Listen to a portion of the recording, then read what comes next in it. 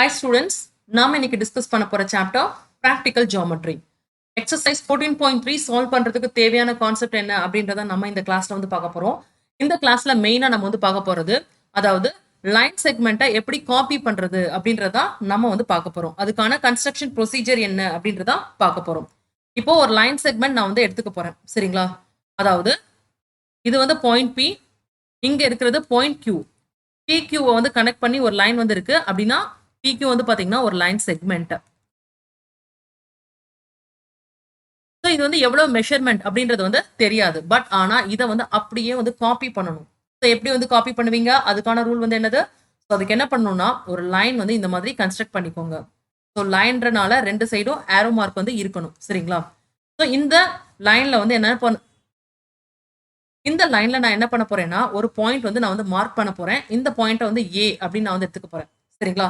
அடுத்து என்ன பண்ண போறேன்னா அதாவது காம்பஸ் இருக்கு பாத்தீங்களா? காம்பஸை வந்து பயன்படுத்தி இந்த PQல அந்த காம்பஸை வந்து நான் வந்து பிளேஸ் பண்றேன். அதாவது காம்பஸோட பாயிண்டர் வந்து பாத்தீங்கன்னா பாயிண்ட் Pல இருக்க மாதிரியும் காம்பஸோட பென்சில் இருக்கு பாத்தீங்களா? பென்சில் டிப் அது வந்து Qல இருக்க மாதிரியும் நான் வந்து அட்ஜஸ்ட்மெண்ட் வந்து எடுத்துக்கிறேன்.